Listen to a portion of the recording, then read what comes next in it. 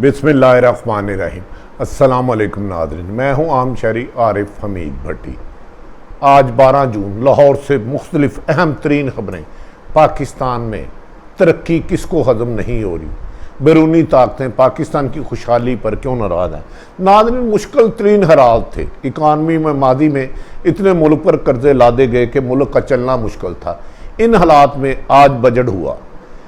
اس خان صاحب نے، عمران خان صاحب نے شاندار بجٹ پیش کیا جس میں عام شہریوں کی ضرورتوں کو پورا کرنے کی کوشش کی، لیکن کیا وجہ ہے کہ اپوزیشن کو غیر جانبدار حلقوں کی تعریف کر رہے ہیں بجٹ کی اور اپوزیشن کو ہضم نہیں ہو رہا؟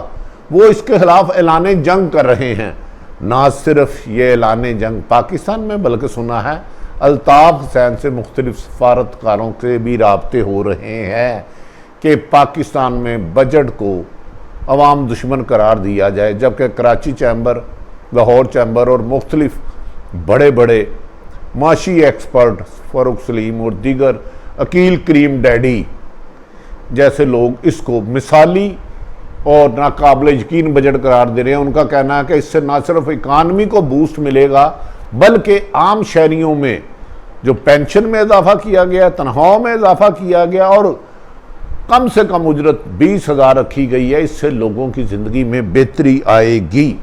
دوسری طرف یہ بھی کہا جا رہا ہے کہ جہانگیر ترین کی آج تاریخ تھی اور FIA نے کہہ دیا انہیں گرفتار نہیں کریں گے، لہذا وہ بجٹ میں جہانگیر ترین گروپ بجٹ منظور کروائے گا اور حکومت خالی پیٹ ڈھول بجاتی رہ جائے گی، شور مچاتی جائے گی۔ لیکن کیا عمران خان کی ترقی حکومت اپنے لیے 2023 میں بھی خطرہ سمجھ رہی ہے کہ اگر عمران خان کی کارکردگی بہتر رہی اور اس نے اپنی جماعت کے چند گندے آنڈوں کو نکال دیا تو عمران خان 23 میں بھی جیتتا تھا؟ دوسری طرف ایک اہم ترین خبر آئی کہ گجرات میں کچھ عرصہ پہلے ایک ہاؤسنگ سوسائٹی کا لیے کام شروع کیا گیا۔ اس پہ FIA کے ایک افسر کو 3 کروڑ آفر کی گئی، اس نے ریفیوز کر دیا۔ اس انکوائری کو لاہور میں بلایا گیا اور بھاری رقم لے کر مبینہ طور پر انکوائری کلوز کر دی گئی۔ کہا جا رہا ہے کہ عمران خان اس افسر کے خلاف بھی سنگین ترین کارروائی کی جا رہی ہے۔ یہ وہی افسر ہے جن کی وجہ سے FIA کے DG واجد ضیاء کو تبدیل کیا گیا تھا۔ جب کرپٹ افسر، متعہد افسر دیانتدار افسروں کے لیے خطرہ بن جائے تو حاکم وقت عمران خان کو طرف لوگ دیکھیں گے کہ وہ انصاف کب کر رہے ہیں۔ ناظرین، کہا جا رہا ہے کہ آج بجٹ کے بعد اپوزیشن جماعتوں نے خاصا شور شرابہ کیا۔ اس بجٹ پر تقریباً ہر ٹی وی میں لائیو کوریج کی گئی اور مختلف اکانومی کے ایکسپرٹ کو لایا گیا جن کی اکثریت نے موجودہ حالات میں کرونا کی وجہ سے تباہ حالی کے باوجود اس بجٹ کو پاکستان کا دوست بجٹ اور عوام دوست قرار دیا، جبکہ اپوزیشن اسے عوام کا قاتل کہتی رہی۔ اپوزیشن کو یہ بجٹ وزیر اعظم عمران خان کا ہضم کیوں نہیں ہو رہا؟ کیوں وہ اس پر اپنا تباہی کا باعث سمجھ رہی ہیں؟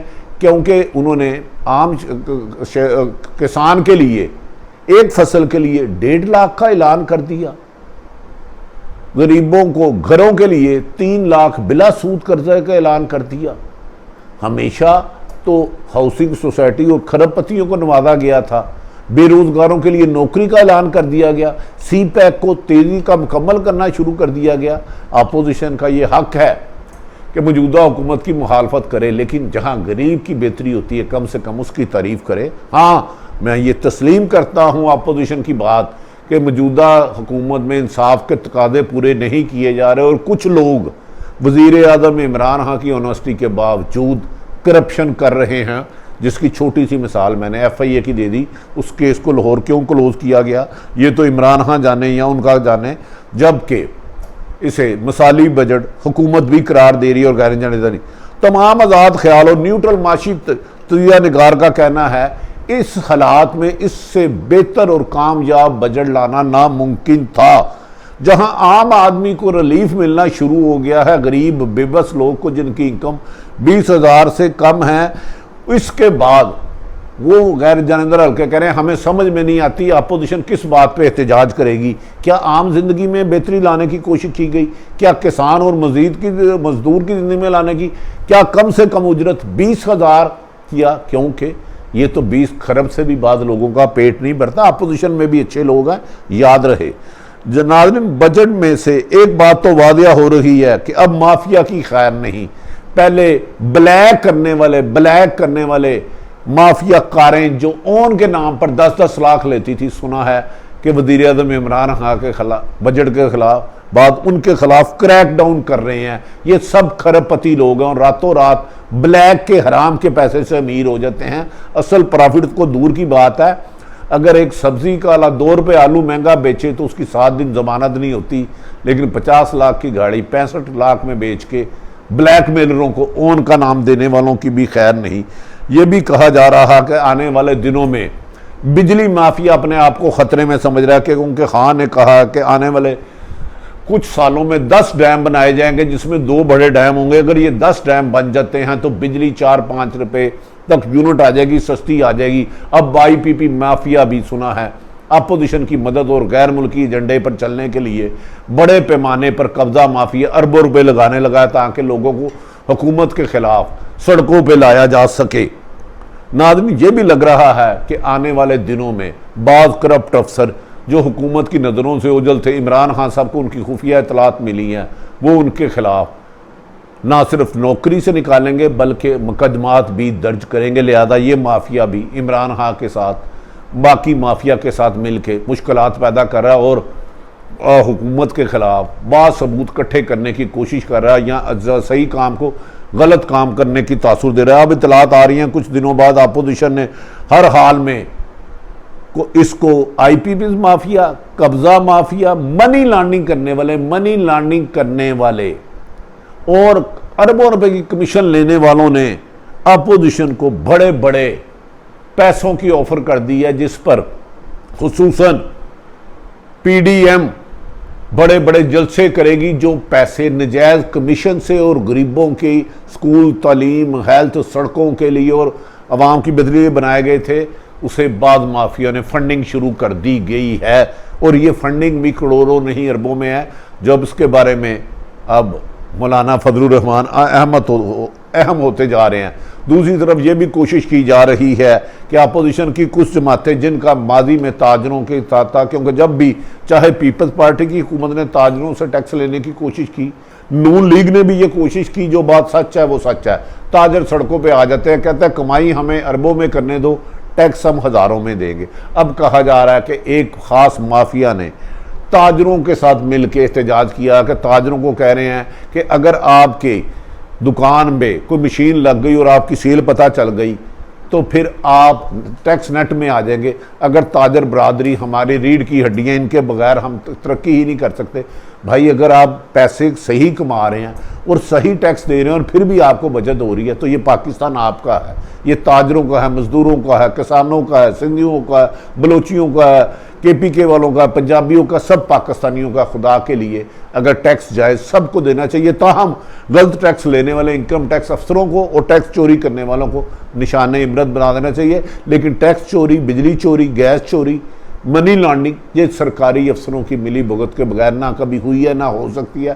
عمران خان صاحب چند گندے آنڈے اڑائیں, پتہ کریں کہ گجرات کی ہاؤسنگ سوسائٹی سے کون سے FIA والے نے کتنے پیسے لیے. اس سے آپ گن صاف کریں گے تو آپ کی لوگ تعریف کریں گے کہ عمران خان نے اپنے دور میں رنگ روڈ کے ملزموں کو بھی نہیں چھوڑا تھا, چاہے اس کی جماعت کے تھے, تو چند افسروں کو بھی قربانی کا بکرا بنائیں جو بھیڑیے کی کھاڑ پہن کے منصفوں کی سیٹ پہ بیٹھے ہیں, تفتیشیوں کی سیٹ پہ بیٹھے ہیں.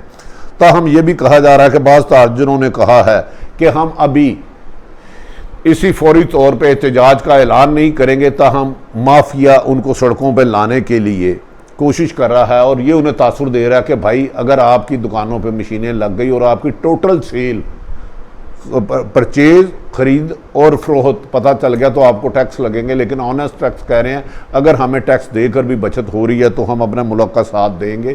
دیکھنا یہ ہے کہ اپوزیشن جماعتیں یا مافیا جنہیں آنے والے دنوں میں قانون کی گرفت میں لاتا ہے, وہ لوگوں کو ورگلا کر حکومت کے خلاف کوئی بڑی موومنٹ بناتے ہیں نہیں بناتے. لیکن اس کا ڈپینڈ حکومت پہ بھی لگتا ہے کہ یہ اپنی کارکردگی بہتر کرے, جو خصوصاً انہوں نے عام شہریوں کے لیے مراعات کا اعلان کیا، اس پر فوری طور پر عمل درآمد کرائے اور بیوروکریسی کو رکاوٹ نہ ڈالنے دے، کیونکہ بیوروکریسی ایسا ناسور ہے، اس میں بہت اچھے افسر ہیں، نیک افسر ہیں، دیانتدار ہیں، لیکن چند ایسے افسر ہیں جو حکومت کے اچھے کاموں کو بھی غلط کرنے کا تاثر دے رہے ہیں۔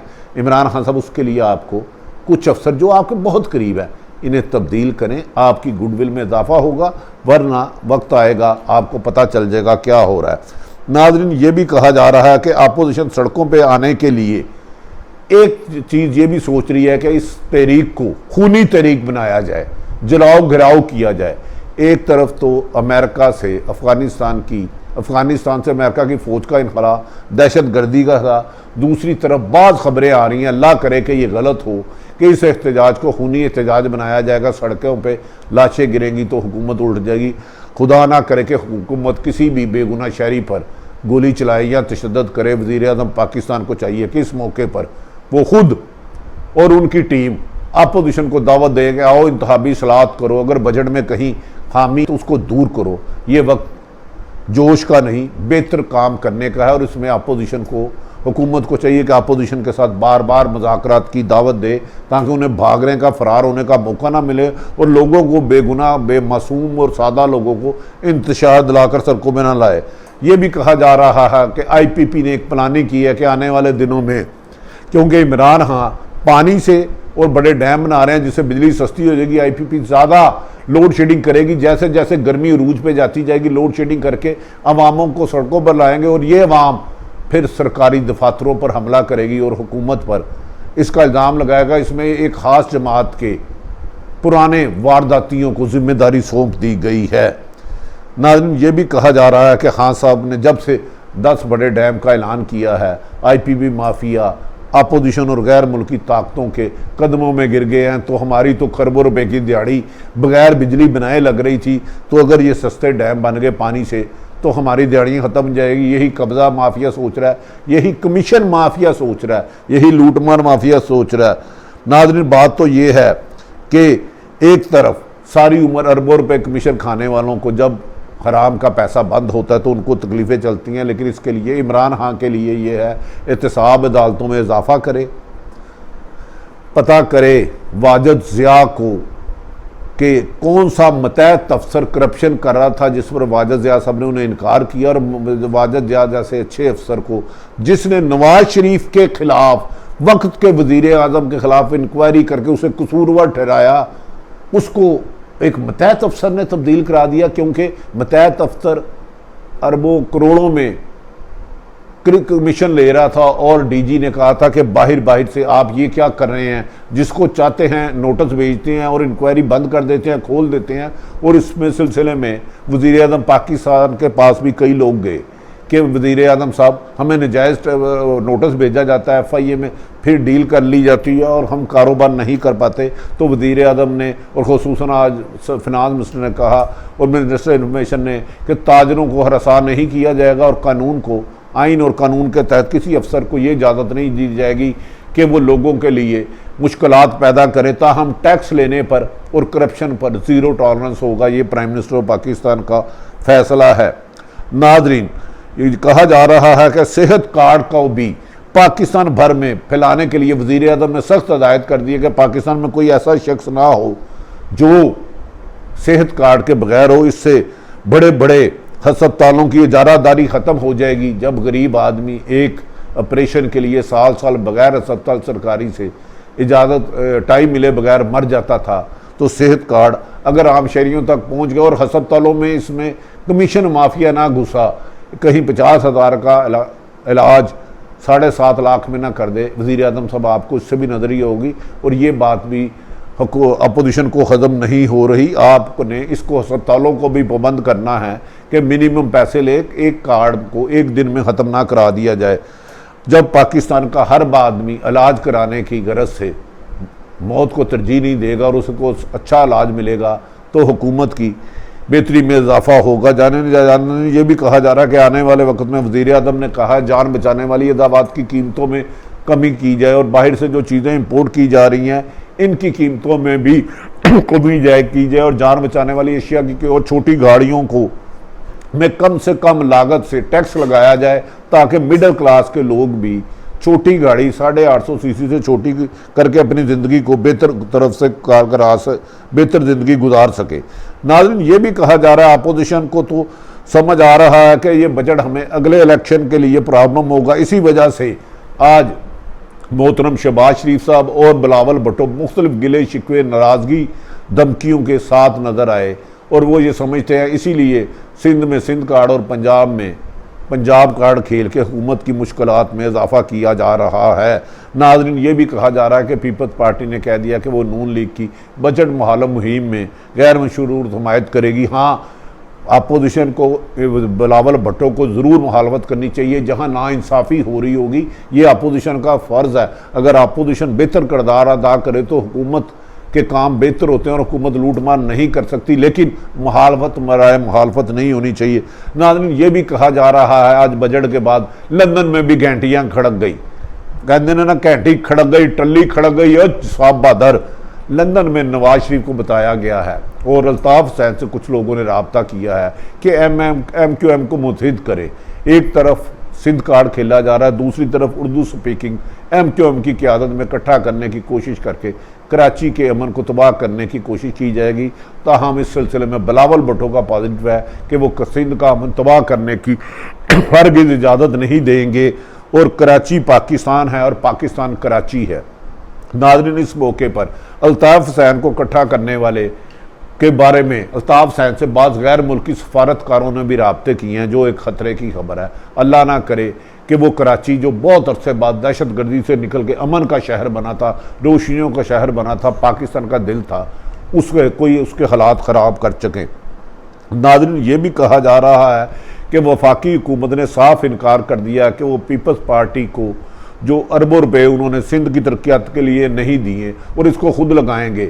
میرا خیال ہے یہ بات بھی مناسب نہیں، وفاقی حکومت کو سندھ حکومت کو لوب میں لے کر وہاں کی عوام کی فلاح و بہبود کے لیے پیسے خرچ کرنے چاہیے۔ سندھ واحد صوبہ ہے جہاں کراچی، حیدرآباد اور شہری علاقوں کی بدتر حالت ہے۔ وفاقی حکومت کو سندھ کو خصوصاً فوکس کرنا ہے، بلوچستان کو، کے پی کو، پنجاب کو، جہاں کم کام ہے بڑے سے بڑے پروجیکٹ لگائیں، لوگوں کو روزگار ملے، ہسپتال اور تعلیم کو فوکس کرے۔ یاد رکھے کہ پاکستان کا سندھ صوبے کی آبادیوں سے لہذا اس پر سندھ پر خاص فوکس کیا جا رہا، اور کسی کو بھی پنجاب کارڈ یا سندھ کارڈ کھیلنے کی اجازت نہیں دی جائے گی۔ ناظرین دوسری طرف یہ بھی کہا جا رہا ہے کہ الطاف حسین پر بہت زیادہ انویسٹمنٹ کی جا رہی ہے کہ وہ اردو سپیکنگ کو اکٹھے کریں اور ایم کیو ایم کے مختلف دڑوں کو ایک بنا کے حکومت کے خلاف مہاجر سپیکنگ اور سندھ سپیکنگ کو لڑائی کرائی جائے، جبکہ دونوں ہی پاکستانی ہیں اور ہم سے زیادہ محب وطن ہیں۔ اس سلسلے میں وطن عزیز کے کچھ سیاستدانوں نے الطاف حسین کو کہا ہے کہ وہ پاکستان کا انتشار کو لانے کی کوشش نہ کرے۔ ناظرین یہ بھی کہا جا رہا ہے کہ وفاقی ادارے ایف آئی اے نے پی ٹی آئی کے رہنما محترم جہانگیر ترین کے خلاف آج کورٹ میں بیان دیا کہ ان کے خلاف کافی شواہد نہیں ہے گرفتاری کے، ان کی ضمانت اٹھا لی جائے، ہم ان کو گرفتار نہیں کر سکتے کیونکہ ان کے خلاف گرفتاری کرنے کے ہمارے پاس نہیں ہے، جس پر ان کی درخواست پر ایف آئی اے کا بیان کو ریکارڈ کر کے عدالت نے حکم صادر کر دیا کہ جہانگیر ترین کو گرفتار کرنے سے پہلے بتایا جائے۔ ایف آئی اے اگر خود بیان دے رہی ہے کہ وہ نے جہانگیر ترین کی گرفتاری مطلوب نہیں، تو یہ کہا جا رہا ہے کہ سندھ